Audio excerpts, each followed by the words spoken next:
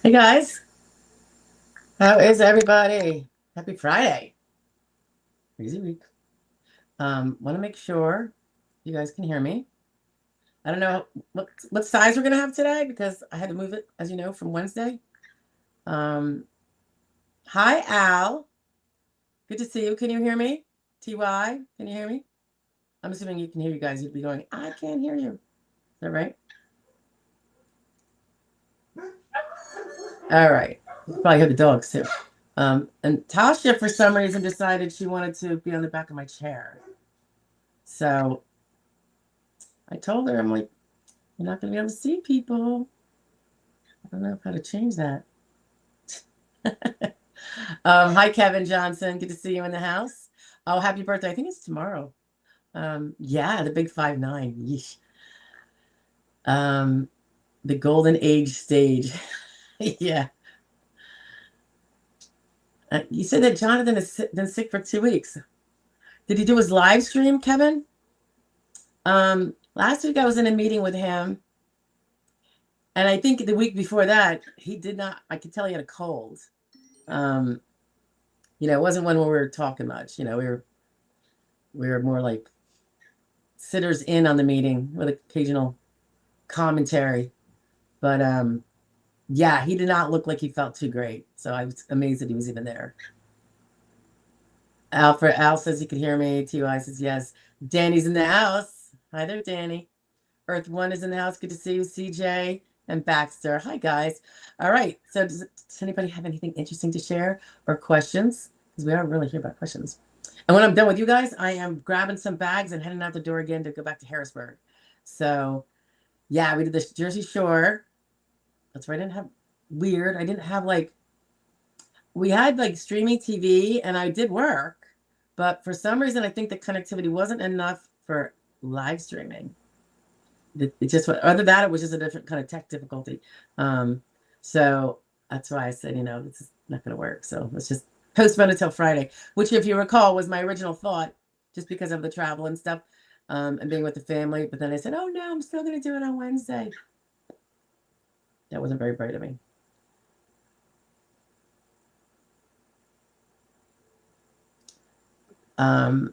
Well, so it looks like the first, I don't even know. Emma is in the house. Emma the Cabbage. Hi, Emma. Whatever made you pick that name? I'm curious.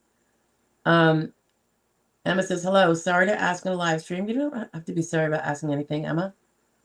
But can you talk a little bit about somatic symptom disorders such as, what is FND? Spell out your acronym, okay? And how the process, criteria, and commonality varies between other mental health conditions. I'll say it's a tough one, but I've had success with them when it is very, so this is going to sound weird, probably, durational. And when you're saying somatic, I think what you're referring to, correct me if I'm wrong. Sorry, guys, I'm just trying to rearrange this. Where is everything situated? Nothing's where it's, I feel like I left it.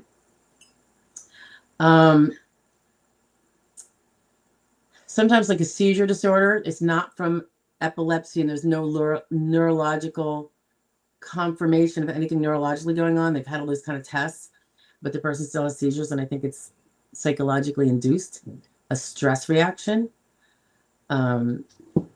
I don't know that it's going to be very easy if that's the only disorder. I would say it's going to be a challenge. And that's not to say it doesn't exist and it couldn't be disabling. It's just that the proofs are going to be what's going to be challenging. What are you doing? What else? Because remember, I hate to say talk is cheap, but that's, they're kind of under a duty to not like someone's claim just because they claim it be the gospel. And that's why it's all about the foundation of the case is the medical evidence, right? So if you, I would say with something somatic that's occurring and it's a symptom that is inconsistent with being able to work, at least at the moment you're going through the symptom, such as a seizure, you probably want to have them all. I would journal that. I would journal that, and I would I know someone was saying the other day, doctor doesn't want to see my symptom journal. I'm like, I get it, but you could still, and it's not for what he wants anyway. It's to get it in the record anyway, you know? So even if he doesn't read it, if it's in there and if he keeps it in the record like he's supposed to, even if he's not even going to give it the time of day himself, it's in there. So later when those records are ordered and given to a judge or the SSA, they see the claimant's journaling from the last 2 years. It's not like suddenly just, decided to, make up now that they just, filed a claim. Same thing's true with migraines and a few other disorders. And then also sometimes we'll use those and I will do a little cover summary to the judge and say, this is a claimant statement as to the frequency of these things from a historical, because I kept a journal. And so just so if he is inclined to believe that the disorder exists and causes problems, but there's nothing in the record where the doctor talks about you have them 3 times a day or 4 times a week, this is now the tie-in that should he want to believe it, he's now got historical evidence, even though your statements are not specifically medical evidence, they're now kind of wrapped within the rest of the medical evidence. And it just gives it a little bit more meaning, I think, and a little more credibility, because it's like your historical journaling of it. It's not something newly created, if you follow what I'm saying.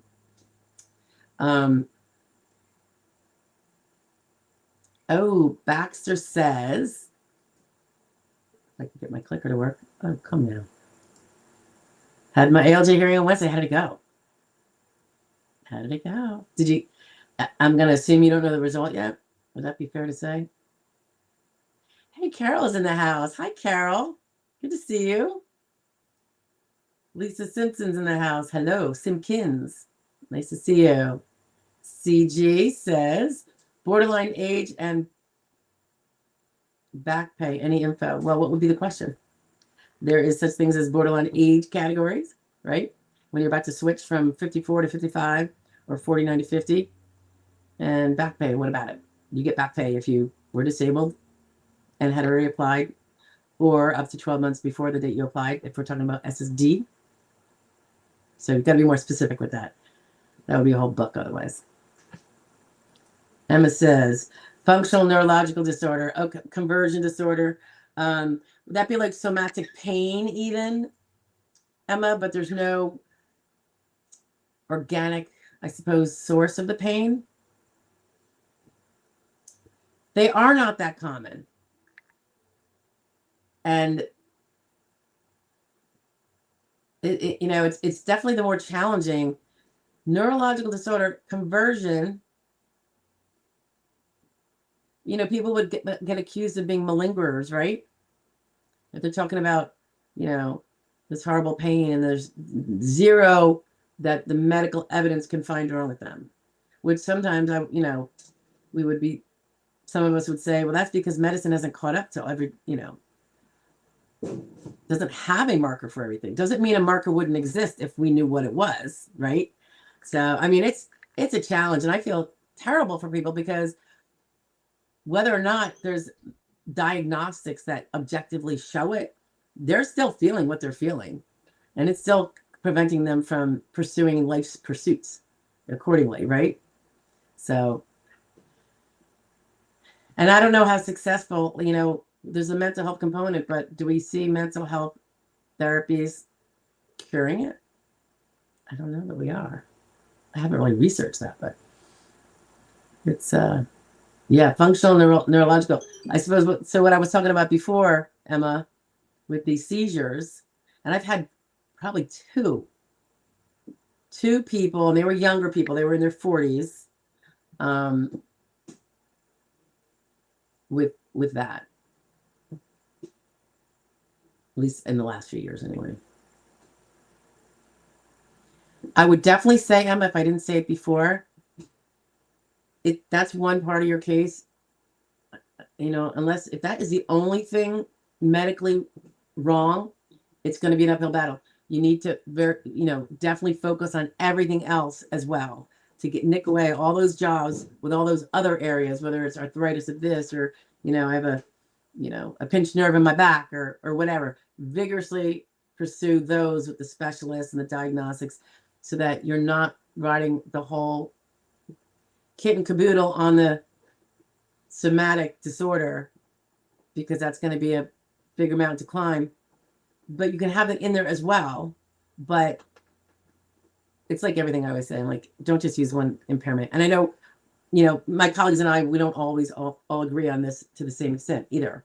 I am one who wants something on all the impairments. And then I have very, very good colleagues who are like, no, I just want like the top 3. And I'm like, not me, because I don't want those other 10% of people to lose because they didn't throw in those fingers, that would have nicked those little sedentary, finger manipulation jobs. So I like to have everything in.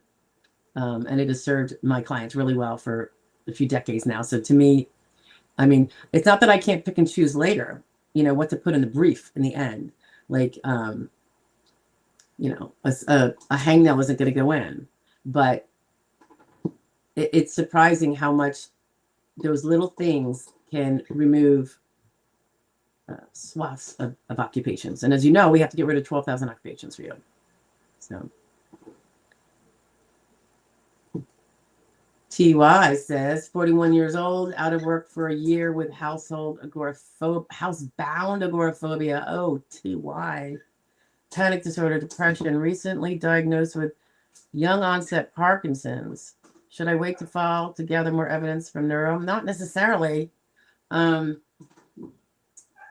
What I'm wondering about, I don't know when you stopped working.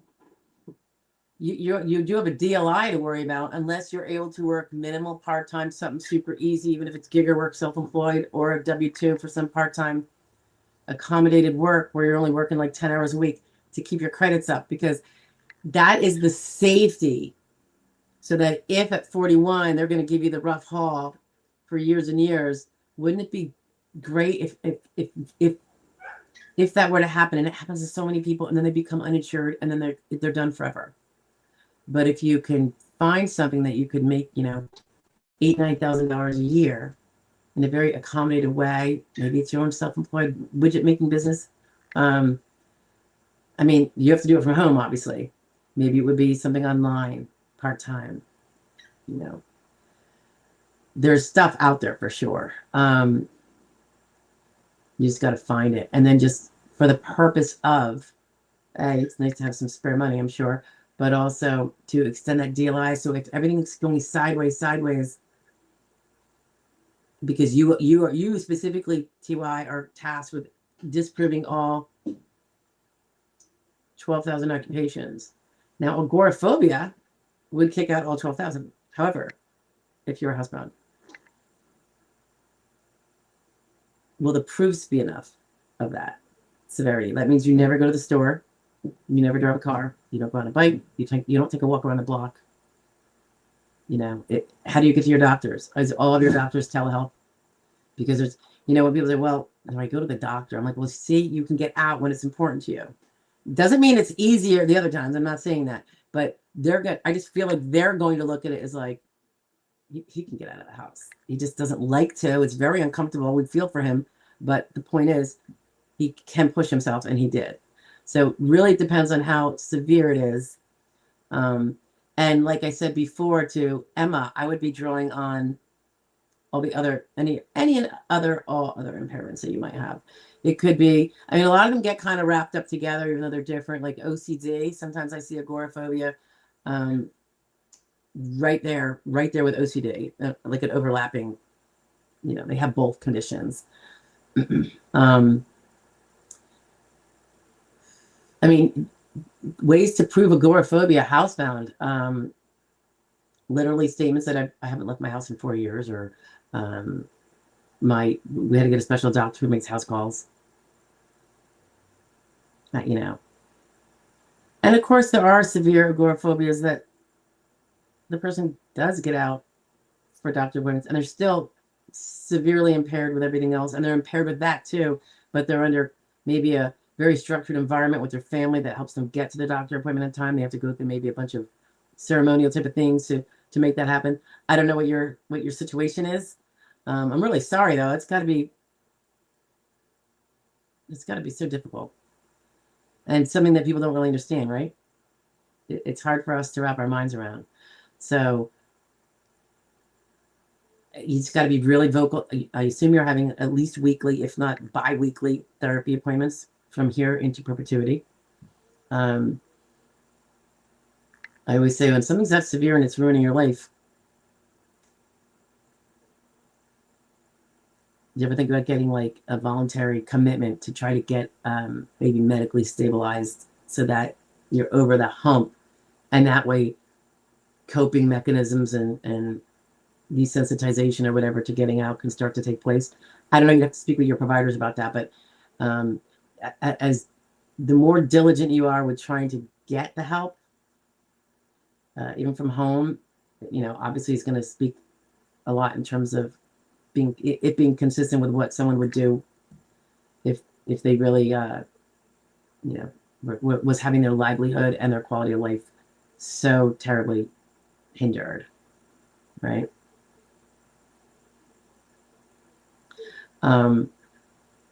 Yeah, and so you were asking about timing, TY.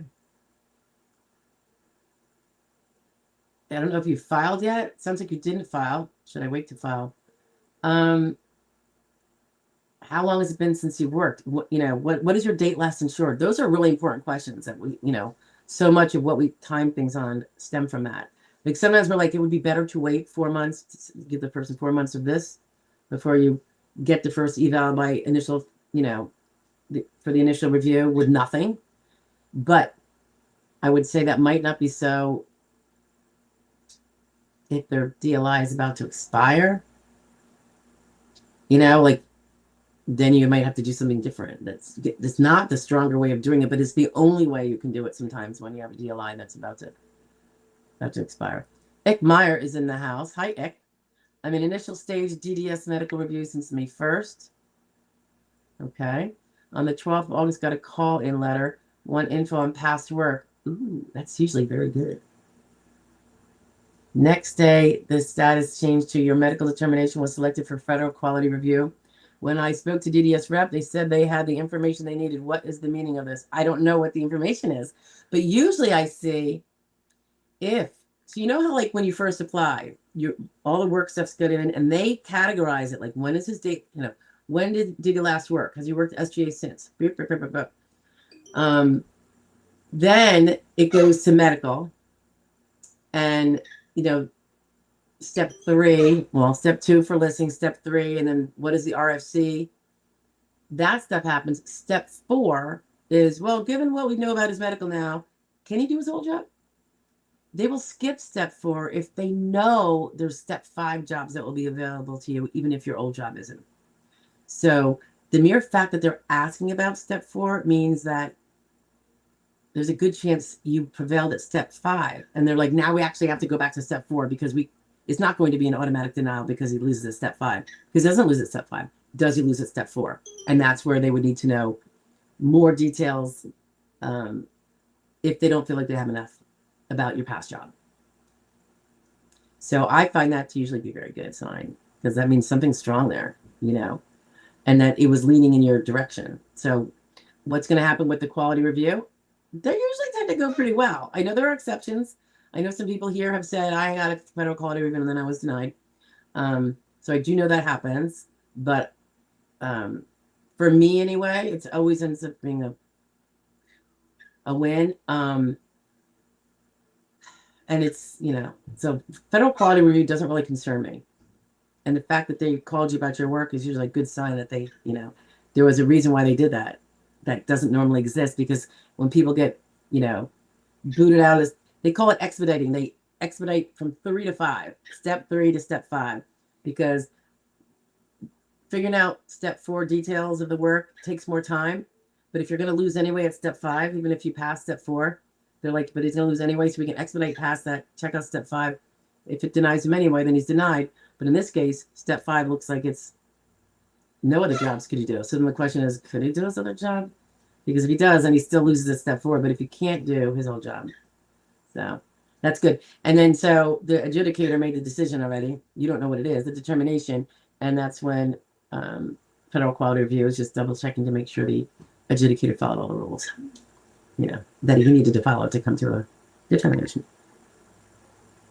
So ICMAR, that sounds good for you. I'm very glad to hear that. TY says, been treated for years with psychologists and psychiatrists for mental.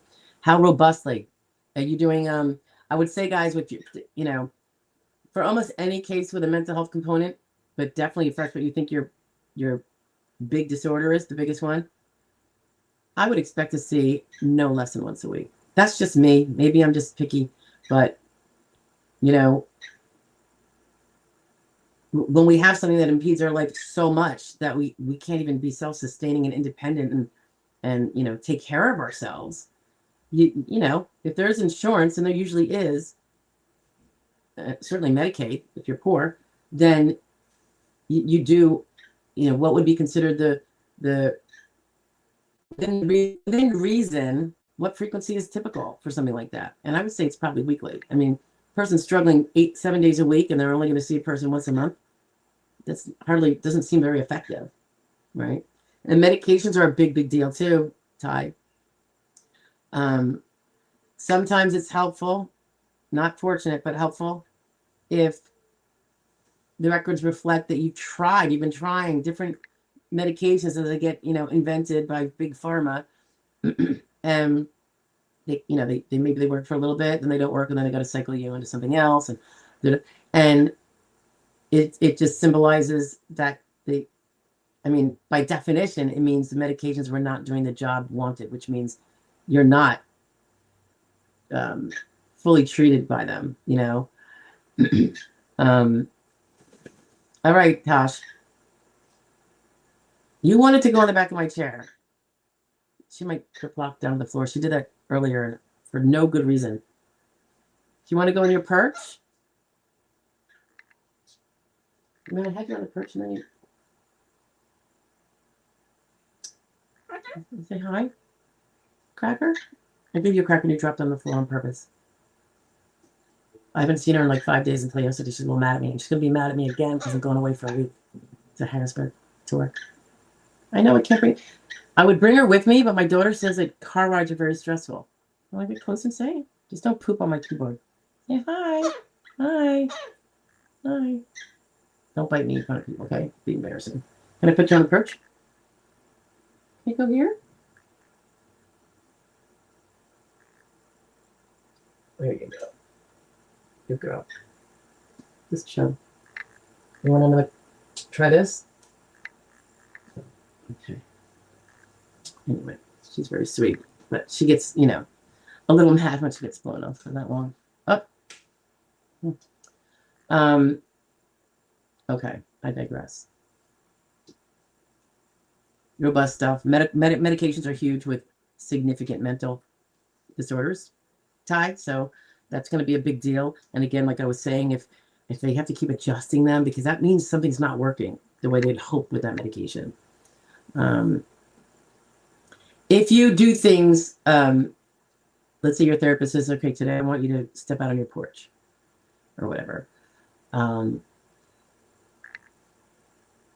Be sure to report things that failed. You know what I mean? Like when, you know, the third time you're supposed to go 5 steps across the porch, and I'm making this up because I don't know, you know, to the extent that you are limited, but, and they've said, this is the third time I've tried and I couldn't get past 2 steps. And then my heart started racing and I had to run back inside. I thought I was going to die. So like the ones that do not, you know, that are unsuccessful are also good. A, it shows you're trying. You're doing some really uncomfortable things to try to improve your situation, which tends to show that the situation is really bad. And then it's documented, at least from you, what you did, how it didn't work, etc., etc. Same with side effects too, Ty. Side effects from medications can be really major. in terms of sleeping all day, some of these things, or being aggressive, or, you know. So if you find, make sure you report those, write them down so that when you see your therapist or your PCP or both, PCP should know a lot about this stuff. I mean, you should be aware of the whole body is the way I look at it, body and mind. I know they don't like to do that these days, but that's why the care is not as good as I would like to think it would be. Baxter says, the ALJ used all of my objective evidence for his hypotheticals. He asked me 3 questions. The other 30 minutes, he was questioning the VE. He asked about, and VE, guys, is vocational expert, if you didn't know. He asked about 10 hypothetical vocational expert, answered no jobs in 90%. All right, so there's 10% that could be your Achilles heel there, Baxter, because he provided jobs for the other ones. So you don't know what hypothetical the judge is going to rely on. I mean, technically, you don't know that from this. But fingers crossed for you. If you win. Our Willie's in the house. Happy Friday. Happy Friday to you, too. Baxter says, I represented myself, and the ALJ helped the vocational expert understand what I was saying. Okay, that's good. So that would be really cool if you prevail there, Bax. CJ says, yes, SSDI, if the borderline age is used, does it allow back pay for before? No, because that means you're not disabled until that borderline age. That's what the borderline age is. It's saying, you know, we don't find you disabled at 53, but you're 54 in 11 months, and you don't meet the rule at 54. Your RFC does not match the rule that would say disabled. However, in 1 month, you're going to be 50 or 55, whatever. And the RFC that we're seeing would mean disabled at age 50, but not at age 54. Because you're a month away, we want to kind of give you credit for being 50 because it's only a month, and, you know, it's such a false, you know, and it's close enough to be. And so we're finding that you meet the legal definition of disabled right now, and we're giving you credit for being 50. That's going to be no back benefits. But you won, and you're going to get your perspectives after your 5-month waiting period. So, I mean, you take it or you leave it, but that's, you know what I mean?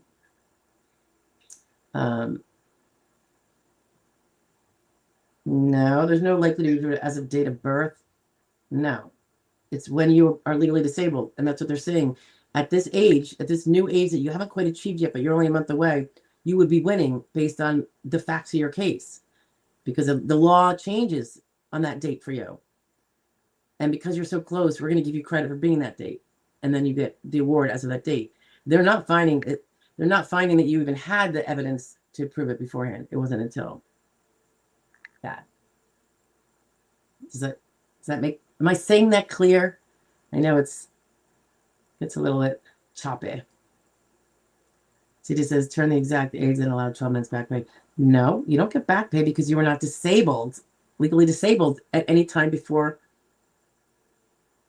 you met the law that said you were disabled, and that was at age 50 or 55, a month from now, that they're giving you credit for being that old now, so that you don't get denied for not meeting the rule, which technically you don't meet now, and then you have to go reapply, and then it would be a whole new application for 1 month. So they're like, no, we're going to get, we're going to, give him the benefit of as if he had changed ages. You follow what I'm saying? Follow up with me, CJ, if you get confused on that. Tell me if I'm explaining it. Sandrag says, 62 years young, forklift driver for 25 years, company just closed, spine, lower back. Yeah. That's a very particular kind of job. Probably non-transferable skills. It's a skill job, but not transferable skills. You can't take that job and stick you at a desk, CJ, you are welcome. Hey, out of orders in the house. I got a fully favorable. And you told me that. When did you tell me that? Oh, you said it in a post. That's right. I was reading them this week. Got fully favorable. Thank you so much for these lives. Oh, you're so welcome. Thanks for being here. And thanks for sharing the good news and not just riding off into the sunset. Don't be a stranger. Oops.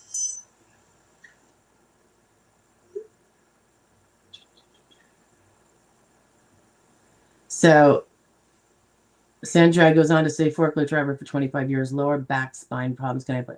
Sure you can. If you believe you are too disabled to work full-time at a different job or in that one, I know you stopped doing it because they closed, but hopefully you've been getting treatment, you know, prior to that for the bad back and everything. And there might be a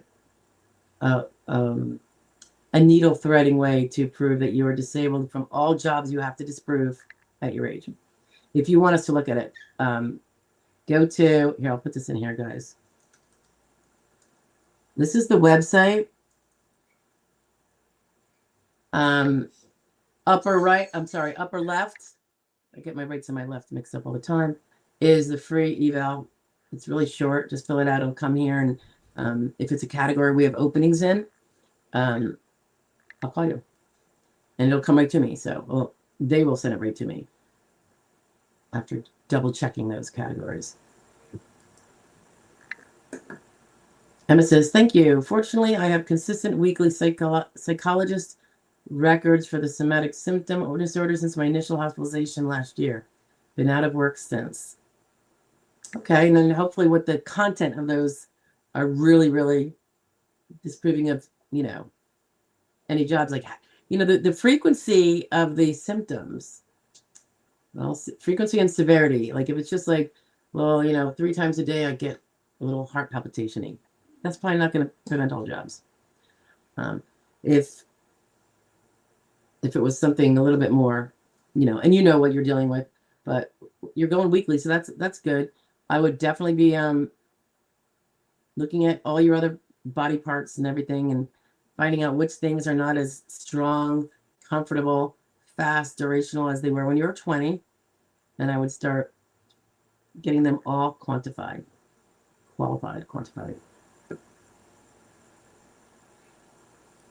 Emma says, I was working full-time with narcolepsy. Oh, see, you have other things. Narcolepsy.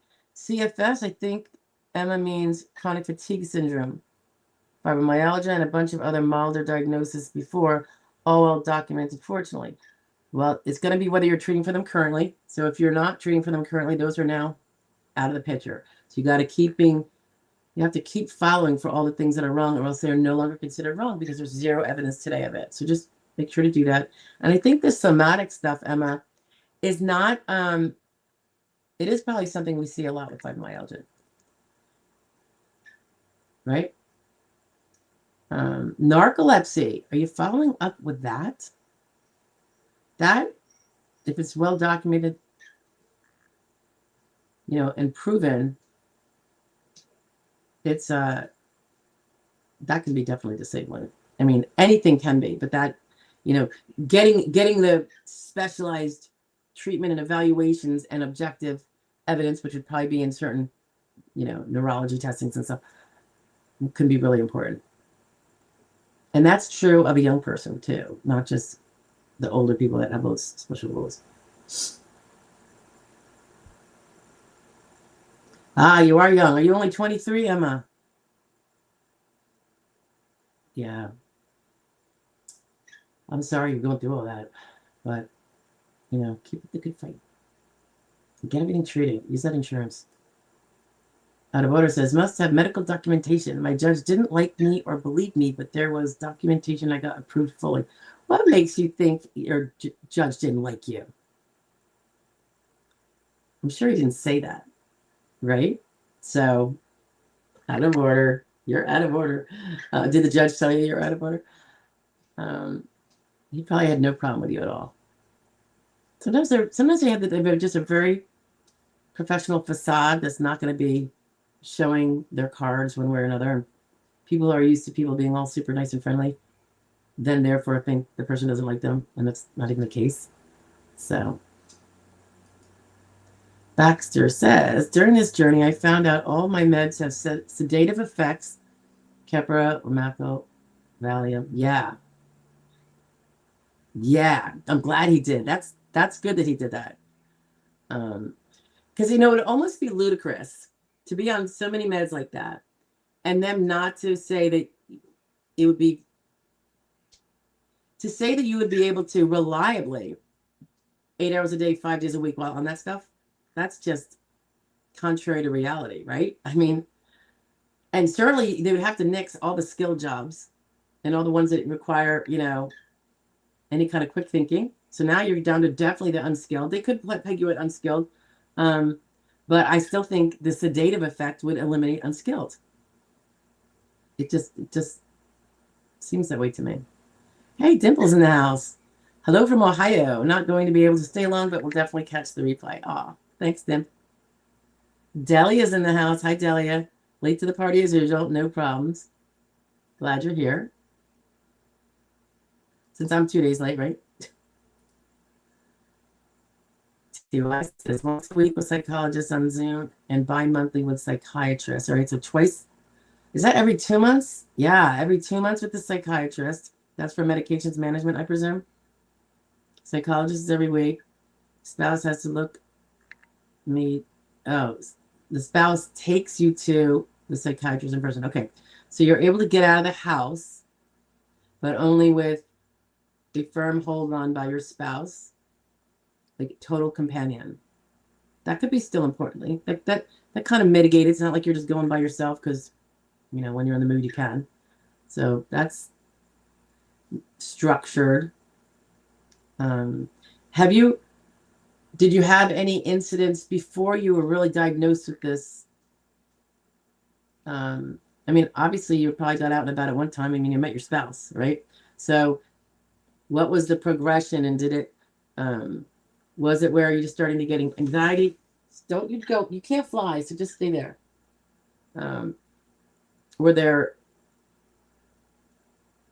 just first it was feelings of discomfort leaving, and then it was palpitations, but you still went and did what you had to do. You didn't really understand what was going on, and then did it just get worse and worse and worse, and then you get frozen and you can't leave, or you'll get tearful, or what is it? And how long ago was that? And I assume you used to work and everything, right? Out of Order says, oh, he's talking to T-Way. I don't want to interrupt that conversation. Sandrag says, forklift driver, 20 years. Yeah, all right, we answered that, right, Sandrag? If you want to take a look at it, go to the website, joydisability.com, and fill out the link in the upper left. T. Cash says, if the government claims you can work, why don't they get you a cushy job with the government? Because their job isn't to get you a cushy job. This is insurance. It's like insurances don't, get you things. They just give you money if you prove them. T. Cash, wise guy.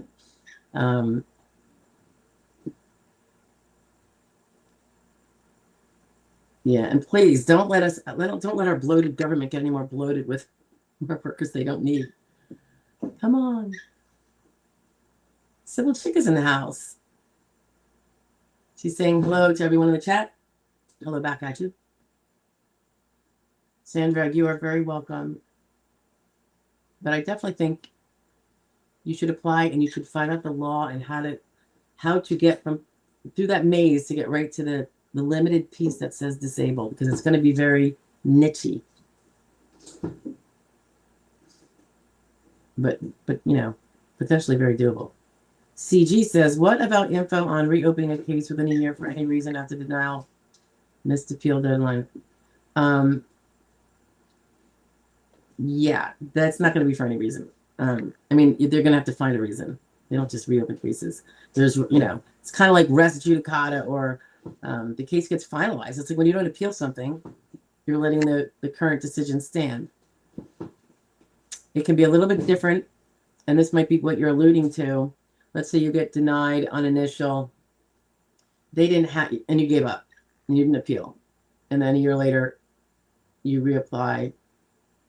Sometimes we'll ask for a reopening because we know that we already know what the DDS had when they made their denial decision, and they didn't have everything. They didn't get everything. Some things were missing, and they just denied It's not that they were wrong to deny. They can only use what they have. And if the claimant didn't provide it, that's, not really their fault. But it is a basis for a reopening at times because the decision would have been better. I mean, they're not wrong for having denied you based on what they had, but it's a reopening of that application then, which helps you not have to have a whole new application date and therefore cut off some of your back benefits potentially if you would have had them with the old date had you prevailed.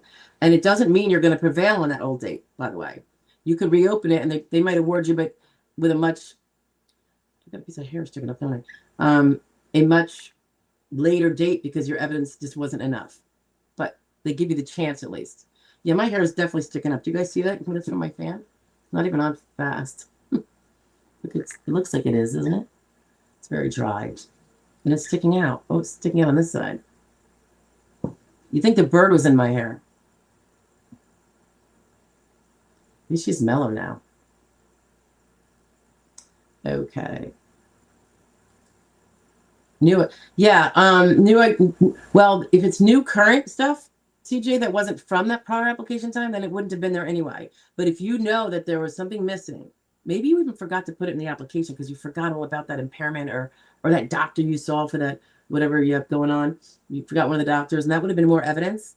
That could be a grounds for reopening. Doesn't mean you're going to win on the original stuff, but at least you have the opportunity now to potentially do that. So we try to do that whenever we can, Emma says, I tried several meds for my narcolepsy. Went from 115 pounds to 90. Wow. And developed nystagmus with tremors. It was wild. New treatment. Just got FDA approval. So excited to try that after my pregnancy. Oh, wow. So congratulations. So do you have a baby? Or you're going to have a baby? Blessing. Dimple says, I found out the hard way that it's really good idea to make sure that you keep all your paperwork of after visit summaries too. Just saying. Yeah. It's always good. Even if you're not going to read it, guys, just keep a file or a box with stuff in it. So you don't have to spend time doing, housework with it, but you'll just know it's always there. You could have one for medical and one for everything from the SSA. Denny says, okay, it doesn't take much for me to lose it with people. So what's the best way to ask the doctors who know your situation but have hinted they don't provide information to help, but don't they have to? No, they provide medical records. It's all they have to do. That's your law under the federal and most state laws. It's a HIPAA right to access to your records. They're not forced. They're not slaves to then do extra things for you, like write in an RFC, which is probably what you want them to say certain things about you. You can't force someone to say something about you. It's not going to happen. So,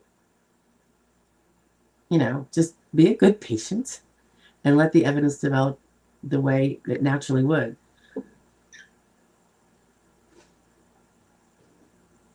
I know that's frustrating, but T Cash says, beautiful bird. Are his her wings clipped? Yes. Looks like those fly. Yes. When we got her, she was 33 or 34. She's 35 now. We've only had her about a year. I think she's always had clipped wings, flying feathers, if you will. And she does now too. I don't think they have grown. But she does go down like stone. That is definitely true. I did lose one of my birds a long time ago. I had a cockatiel that I didn't have his wings clipped, his flying feathers clipped at this point. We had moved here with a cathedral ceiling, and we actually let him kind of fly around at times. And he was always with me in the office. I had a different office in this, and it was on the other side of the house. And he was on my shoulder, and I was on the phone, and one of the dogs had to go out, so I walked over to the door. It was St. Patty's Day, 2004. So we'd just been here 4 or 5 months, 3 months. And I opened the door and leaned out. It was a very cold day. It was even snowing, St. Patty's. And I opened the door to let the dog out. Totally forgot the bird was on my shoulder as I'm like this with the phone. And that bird, Oliver, he was so sweet. He flew up and just disappeared. I never saw him again. I looked all over the house. We looked It was stuck. It was my husband came all the way back from Jersey to help. We never located him. I always hoped that he just, the air was so cold though, it seems like it would have froze him out. But like if you just got to a neighbor's and they let him in, and we didn't know anybody, so it's not like they would know to come to us. And I stopped that. If you flop on the floor, you're gonna get yourself hurt. And you're not even gonna want to be on my shoulder because it's not really grippy today. Stop it, Tasha. It was sad because I had him for like 7 years. He was really cool. I used to feed him with a little dropper when he was a baby. He used to talk a little bit. He was really sweet. So yeah, I'm kind of into the. I don't have a cracker for you. Can you go on my shoulder? She doesn't want to go on my shoulder. Come on. Come on. You're being a pain. I don't have a cracker. Come on this hand. All right. Yeah. All right. Let's not have the bird talk. Shine says, oh, it's Fun Scratcher. That's right. Nice to see you again. My pain specialist has in my chart that I have a normal gait walk, but prescribed a walker for ambulation gaits. He also has that my diagnosis are acute and stable when my symptoms have been going on for 2 years. Well, acute and stable just seems kind of weird, I suppose. Can you give me advice on how to get it? Well, what about the first part about the gait? I mean, this is not really advice, but just like a suggestion to think about. I mean, he's saying you have it. Ask him about it. I would just say, yeah, I understand you have me as a normal gait walk, but then you prescribe a walker, and that's usually not prescribed for people that can walk normally. Do you think we can get this more accurately reflected? Just be careful. I mean, they got egos, so you don't want to. I know. You don't want to. What would be the word? Put him off too much, right? Because you kind of need him. So you could do it nice ways like that, and you could ask him, "What does this mean? I see acute and I see stable, but that seems contradictory, isn't it?" And just ask him. Ask him like you just want to understand it better, and maybe it will be. Are you looking at yourself in the thing? Is that you? Yeah. You're very filled with some vinegar, aren't you? Alfred. I'm blind here. Alfredo Rodriguez. I recently received notice. Good afternoon to you too.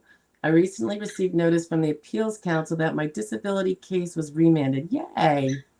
Does this mean that I have a better shot of being approved?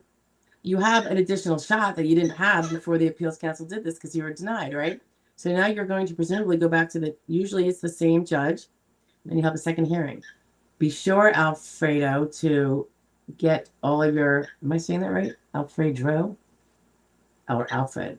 Be sure to get all of your updated medical records. You have to be really, or your attorney if you have one, diligent to get that stuff in. Everything that took place before, if you didn't have it already in for the judge, or after, till now, is what you're going to get into the judge for this next hearing. And you can look at you have a little insight into the way the judge felt before because you have his decision. So look at all the things that he found. Don't you bite me. No. And you could try to get evidence to strip that a little bit. Like, let's say he said you could do light work, which means a denial, but you're like, you can only do sedentary, and that would be an award in your particular case, for instance. Then try to get more of the evidence about the things that reduced you to light already and how they reduce you even more, whether it's updated MRI of a back, if it was back problem, or whatever it might be. But you have the time right now, but you are presumably going to be a little bit prioritized to get your hearing faster than other people before that judge because you're on remand. So don't think you have all the time in the world. I'd be working on this yesterday. Okay, thanks. Love the bird. I've always wanted one. Yeah, they're cool. What are you doing, Tasha? Tasha?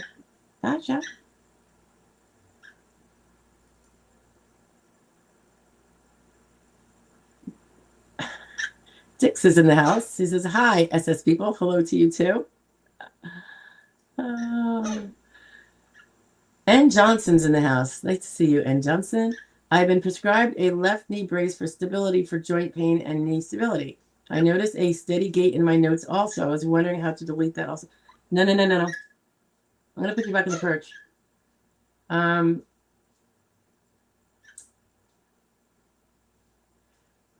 Notice there's one thing, guys.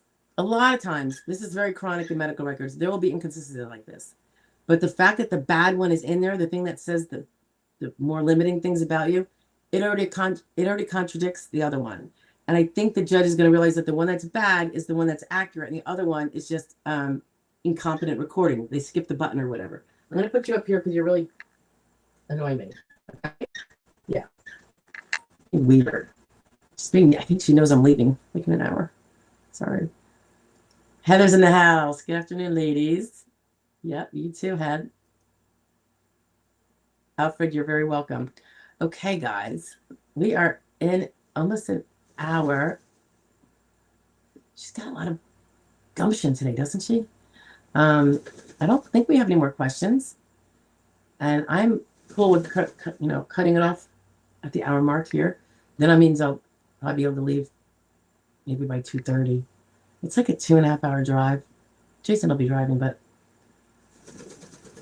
I do have to. I basically didn't unpack from when we got in yesterday because I figure I'll bring everything mostly there. I just took out food and stuff and put that in the fridge here for the kids. And then, all right, she's not normally like this, right, guys? She's usually very docile. I don't know if she's showing off. I wonder if she sees the bird in there and she's like, not showing off that other bird. Or maybe those flying feathers are starting to come in and she's like, I'm going to practice this because I feel like I could fly. Out of Order says, when is the next live? It'll be Wednesday at 1 p.m.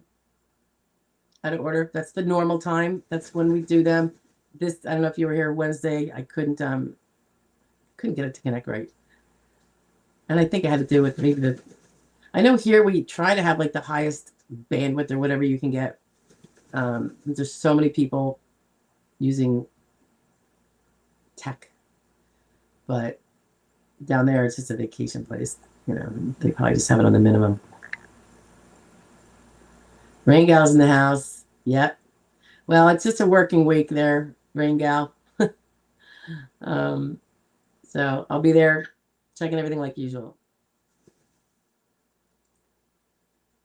Dick says, vote for candidates that support updating, expanding Social Security. Later, everybody. Yeah, right? That is getting updated, which is pretty cool.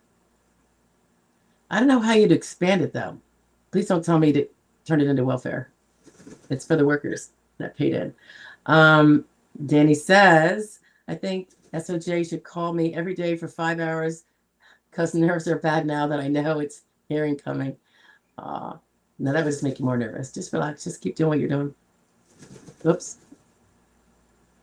Heather says, do ALJs take into consideration if the insurance company continuously denies medications that could potentially get your health moving in the right direction? It's something that I think they will if you point it out to them. Like if a doctor recommended something and it's denied by insurance and denied by insurance. If a doctor recommends it, it's because it's medically needed. The fact that you didn't get it doesn't make it still not medically needed, right? What does the insurance company know? Das Bob says, what does DDS adjudicator talk to you about when you first talk to each other? Well, if you're going to, I assume you're pro se, and that's why you're stuck talking to your own DDS adjudicator instead of your lawyer doing it. It's going to depend what he wants to know. Oftentimes he wants to know, have you had any more of this treatment? Have you had any of this kind of treatment at all? Or he might be asking about your work. So it's an opportunity to sink your ship if you don't know the implications of your answers. In our house here, only we talk to the DDS adjudicator. Occasionally I get a client who forgets that and it picks up the phone, but it's best to just let us do it. There's going to be no manipulation, no trickery. And I'm not saying DDS adjudicators are trying to do that, generally speaking, but you do have some bad eggs. So, and I've seen them, so I don't want to leave. There should be no by me always talking to them, there's zero chance they're going to be able to play even one of my people. Thank you, Kevin. Yeah, they surprised me with a little cake down on down at the shore area house. It was very sweet. Alfred says, I'm sorry to ask another question. That's okay. But on the daily function report, and asked if I take care of my child. Well, they didn't say, do you take care of your child? They say, do you take care of anyone, right? The only thing I do for a driver to the bus stop, would that be taken care of? You can just be expressed about it. You could say, I mean, I assume if it's a young child, then there's somebody else doing a lot of the hands-on stuff. And maybe you're just like the emotional hug, you know, and taken to the school bus. If there's no one else there and it's a young child, that's going to be a little harder. But, you know, a lot of kids are independent. Like they dress themselves and do that stuff at the time they're, you know, 7, you know, unless they're completely helicoptered. But, you know, I would say my wife does all the hands-on, if it's a wife or, you know, whatever, with our so-and-so. But I often drive her to the school bus. You know, yeah, drive her to the school bus and watch her get on the bus. Because that is a form of taking care of her and making sure she gets on safely and all that stuff. But I would make it clear that somebody else is doing like, who's cooking her meals, if it's a girl or, you know. And then elsewhere, Alfred, there's a question about your driving. And if you have a driver's license and you do drive at all, you're going to say yes. But I would always say, if it's very limited, like the only thing I drive to is the school bus with my kid. Because I cannot drive further than, you know, that's like a quarter of a mile or whatever. Maybe it's down at the end of the driveway. I can't sit that long and work my feet or, you know, whatever the problem is with it. If you have no problem driving, that's obviously not going to be an issue.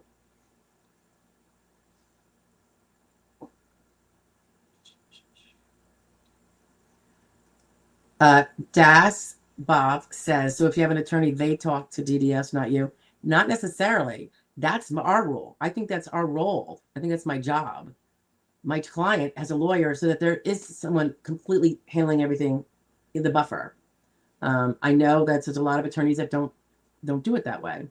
And it's funny because they would not be singing that tune if they were doing a different area of law. If it was a divorce case, they wouldn't be having their client talk to the other attorney.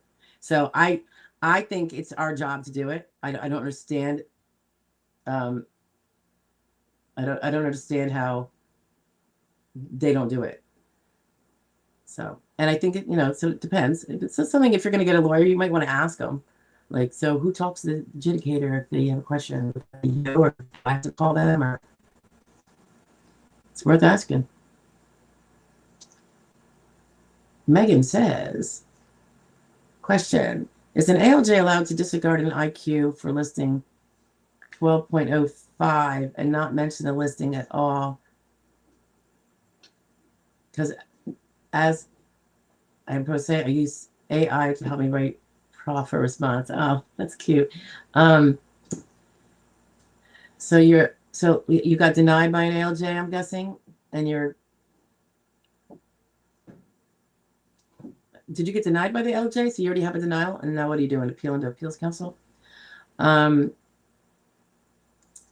If you have a a diagnostic test, if the IQ, it sounds like you're saying the IQ is low enough to meet the listing.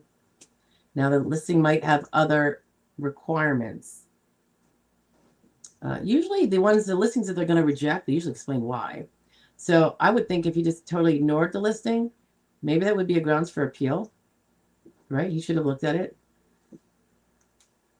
Yeah, you said it doesn't mention the, so it could be grounds for appeal, you know, and if it is, make sure you really hone up on all the criteria in that listing if you think you meet it, and make sure, and I don't know off the top of my head what they are, but make sure you definitively, and you can point to the page in the medical record Or sometimes it says it wants to see it 3 times, that diagnostic on 3 different occasions. Like, I don't know if that listing does that, but some others do. Because they want to see it's not just a snapshot and could be some fluky thing or a bad day. So you make sure that all those things are checked off. You could even maybe your doctor would look at it with you, and say, this is met. And on so-and-so date, that medical record actually shows what we did for that to meet that. Now the tortoise is acting up. Tortoise has to come with me. I always take her with me to the tiny house, Harrisburg, because she won't have enough supervision here. And if she turns over on her shell, which she occasionally does, she can't right herself. And I heard that they can die. I'm trying to see. I don't know where she is. Sounded like I heard her. Tasha's being quiet now, though. Dick says expanding would include another SSI tier. Wait a minute. You want wealthy people to be on Medicaid? Think about that. So Dix is suggesting ways that would maybe potentially improve something but we don't want to mix up SSI, which is not Social Security at all. That's SSI welfare. And I don't know that you want to mix that up with workers who bought the insurance for SSD. I mean, they're the ones that paid the premiums for their own insurance. That's what we're all doing here. SSI is for those that have not bought the insurance.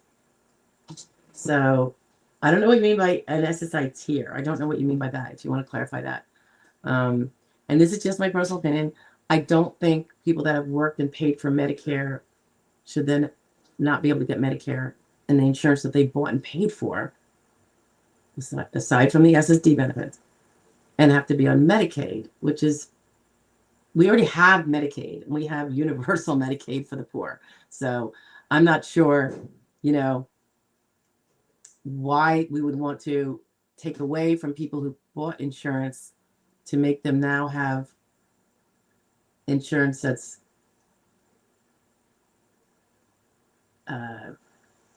not what they bought. You know what I mean? They invested in something, and that would be taking it away from them, I would think. And when they made Medicaid expanded already, the quality of Medicaid that each person got, it just got thinner. Everybody on Medicaid got a little less. When they expanded it to allow wealthier people to be able to collect Medicaid and not just the poor, well, people that want to save their $500,000 in the bank, that's what they're going to do. And that means that's why sometimes you have to, I mean, even with regular insurance now, it's so bad where you got to wait 6 months for a specialist or 8 months, even with good insurance. I mean, I could say that for ourselves. I mean, my husband works for the state, and, we contribute to buy the health insurance for our family. And a friend of mine also worked for the state, totally different area. And when I had to get her a neurologist, some of you might remember this from last fall. I can't believe it's been a year. It was a crazy 3 months out of my life. I thought I was going to lose my mind. But it took me, so in like October, we couldn't get a neurology appointment until I think it was March. A neurology appointment, and it was a head problem. And I was trying to find out what was wrong so that maybe we could get some help for her. It was terrible. It was a nightmare. And that's when she had really good insurance. And we needed to do it fast because her insurance is going to run out. FMLA, I got on 3 months. So March wasn't going to work because she wasn't going to have the money for, anything at that point. Gerlin says, hi, Gerlin, what's the percentage? The lawyer charging up. It's not by state. It's set by federal law because Social Security is federal. And it's one of the methods. The most common is 25% of back benefits. If you have back benefits, capped at $9,200. So if your back benefits was $100,000, they're not going to give the lawyer $25,000. It's going to be capped at $9,200, and then you get the rest. And there's nothing going forward. There's not like they don't withhold future benefits, and your lawyer gets paid from now until the cows come home. So that's the general one. The contingent fee agreement set by law, 25% of back benefits, capped at $9,200, and that $9,200 can and should presumably change with inflation and stuff and COLA. But Right now, there's not a COLA application to it. We've been trying for that. But no, California can't charge you any differently. And nobody can charge you unless and until they get a written approval from the SSA. Usually that's automated and the SSA creates the approval and pays them at the same time. But sometimes they don't pay and they forget the button, and then, you know, the client has to send the check. Danny says, Bird, turn her back to you. Not on camera. No more. Look back at Bird. Yeah, I can see her. Yeah, she's like grinding her teeth and looks like she's taking a nap. Daspop says, yes, it seemed odd to me that they would allow me to talk. Yeah, I'm sorry about that. I don't think it's right. Megan says, yeah, she basically accused me of faking she used the test. Oh, really? So the ALJ was a lady and she said that she thought the test was fabricated? Wow. What if you could go get another one from the same doctor and then go to a third one with it? Dick says, no additional to the current system. What is the SSI additional tier? They, you know, there is a proposal to increase the, and I think this is appropriate, the countable resource limit for SSI, which has been $2,000 since before my time, and I've been here for decades.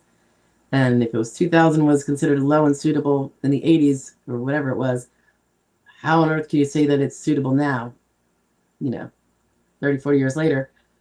So I think that should be raised, and I think the 10,000 mark is probably not too bad. All right. Dick wants to put in there that's totally not what he meant, but it's okay. Okay. I didn't know because it's all one-liners, you know.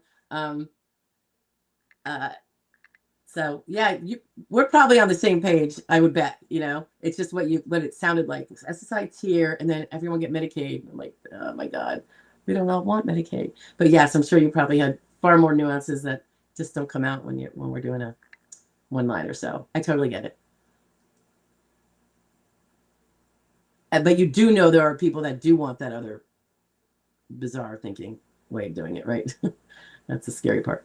All right. Megan says, yeah, she is the one that ordered the testing. It was a full test for IQ. Basically said I programmed.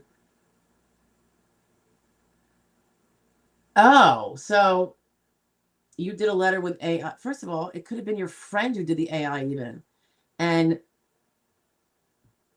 the whole point of the AI, and I know you're saying like Grok or one of those up there, ChatGPT, you could talk to it like a normal person, like we all are, and it will put that into a better framing. It just, you know, proper grammar and everything else. And yeah, that, I think that she was wrong to do that because a 5-year-old can ask a question, you know. You can even dictate it. You don't even have to type it, you know. So that does not mean brain, you know, it doesn't mean brainiac or anything. And not to mention, like I said, who's to say, even if she did think that, who's to say you actually did it? Maybe you had your sister, your brother, your mother, you know, somebody else could have asked it. But that's not even the point, like you said, because you're just asking it. Can you write me a letter to send in a piece of evidence to the judge? She's going to call that programming. It's asking it a favor, like you would ask somebody else, like a human. I wonder if that would be appealable right there, depending on how she put it in her decision, because that seems, you know. But remember, appealable means you get to go back to the same judge usually. So you don't, when we do our appeals, we want to be not personally attacking the judge. And always try to remember that the judge isn't really the one that wrote the letter. I mean, wrote the decision. It was a decision writer. The judge did make the decision, and then they had to write it and put it all together so it all connected the dots that they wanted connected. Out of order said, I role-played with live Gemini AI and told it to pretend to be a disability judge so I could practice answering. There you go. That's pretty cool. That's a good use of it, right?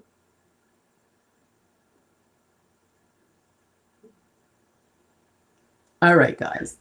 I think we're good. What do you think? Any last minute questions? And then we will call it a day and we'll be back on Wednesday.